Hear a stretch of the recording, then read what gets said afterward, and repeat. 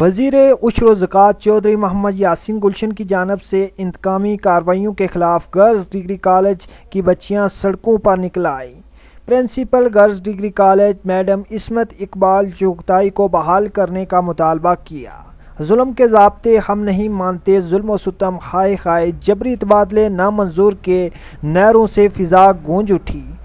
تبادلے کی نوبت گرلز ڈگری کالج کے ایک چوکیدار کی پوسٹ سے شروع ہوئی۔ ادارے کی سربراہ کو اسامی کا اشتہار اخبار میں شائع کروانا مہنگا پڑ گیا۔ مقامی ایم ایل اے اور وزیر عشر و زکوٰۃ چودھری محمد یاسین گلشن وہ اپنے ایک قبیلے کے لڑکے کو لگانا چاہتے تھے، جبکہ پرنسپل ادارہ نے میرٹ کو فالو کرتے ہوئے اخبار میں اشتہار دیا جس کے انٹرویو کی تاریخ 25 تھی۔ محکمے نے بھی اپنا رنگ دکھایا اور اشتہار منسوخ کر دیا۔ اگر گراؤنڈ پر دیکھا جائے تو پرنسپل لیگل کام کر رہی تھی جس کی سزا انہیں ٹرانسفر کی صورت میں ملی۔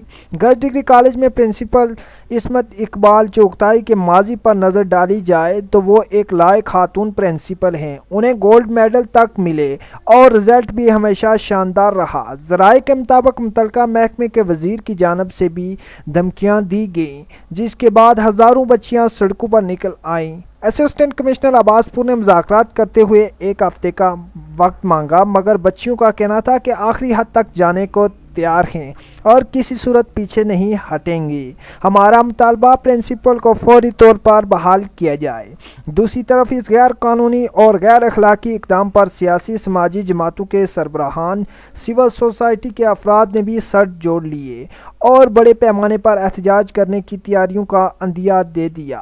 عوام علاقہ عباس پور نے مطالبہ کیا ہے کہ پرنسپل میڈم عصمت اقبال چغتائی کو فوری طور پر بحال کیا جائے۔ اگر ان کو بحال نہ کیا گیا تو سخت رد عمل ہوگا۔ کیمرہ ٹیم کے ہمراہ کامران سودن، کے نیوز آزاد کشمیر۔